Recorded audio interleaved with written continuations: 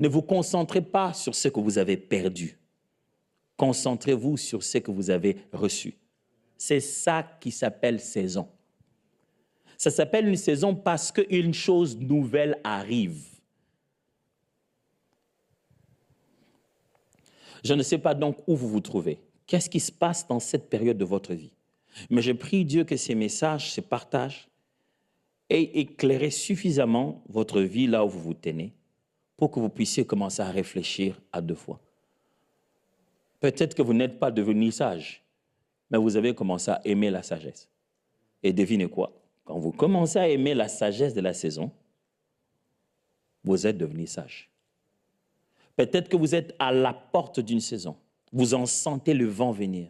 Vous savez que Dieu est sur le point de faire quelque chose. Vous n'avez pas bien saisi, mais vous sentez qu'il y a un mouvement divin quelque part. Positionnez-vous, quelque chose arrive. Peut-être que vous êtes en plein milieu d'une saison et vous dites, les choses m'arrivent, je n'arrive pas à maîtriser, je ne gère pas, il y a plein de choses. Concentrez-vous non pas sur ce que vous manquez, mais sur la nouvelle chose qui est particulière à cette saison. Peut-être que vous êtes en train de finir une saison. Vous avez l'impression que, oh, si je savais ça bien avant, j'allais me comporter autrement. Alors, même dans les dernières minutes avant la fin de votre saison, vous pouvez vous mettre à planifier la prochaine saison. Usez du peu qui vous reste maintenant pour commencer à se préparer pour la saison qui arrive. Mais une chose est sûre, Dieu a prévu pour nous des saisons pour découvrir sa grandeur.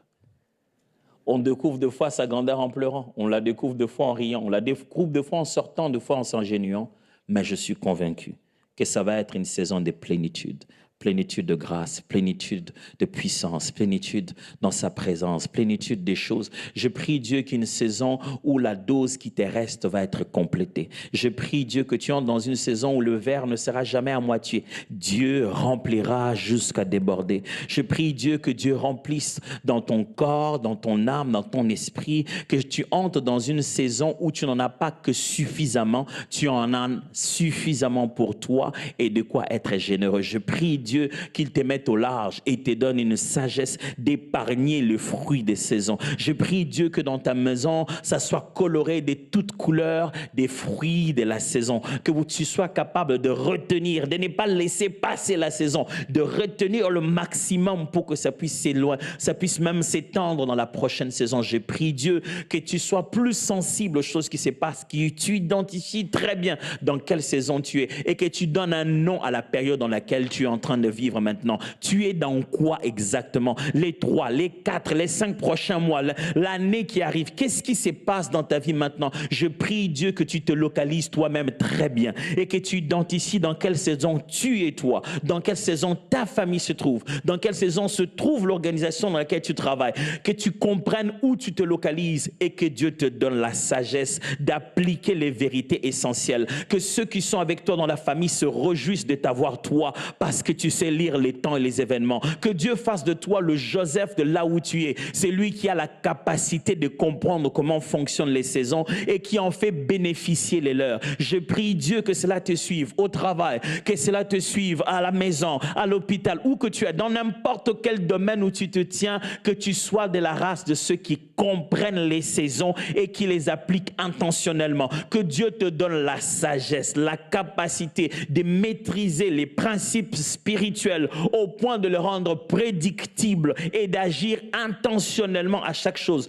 Je prie Dieu que matin, midi, soir, en venant au culte, en écoutant la parole de Dieu, qu'une sagesse se façonne dans ton esprit, de sorte que tu sois capable de poser les gestes en sachant ce que tu es en train de faire. Je prie Dieu qui te donne la capacité de savoir qu'est-ce que tu dois échanger à prix d'intelligence, qu'est-ce que tu dois laisser passer pour recevoir la bonne intelligence appropriée. Quel est cet échange? Qu'est-ce que tu dois donner pour recevoir les connaissances qui te feront faire un pas en avance? Père éternel, merci. Parce que ce soir, je suis sûr que tu nous as parlé. Et si alors je n'ai parlé à personne, je suis sûr que tu m'as parlé. Je prie, Père éternel, que ces paroles viennent éveiller la sagesse de chacun. Ta parole dit que celui qui manque la sagesse la demande. Nous te la demandons, Seigneur. Plus de sagesse dans la façon de gérer nos enfants. de savoir dans quelle saison il se trouve. C'est plus que l'adolescence, l'enfance, l'âge adulte. Des fois même dans l'adolescence, il y a des saisons différentes. Donne-nous de reconnaître les saisons. Donne-nous de reconnaître les saisons de nos finances. Est-ce à l'investissement ou à l'épargne?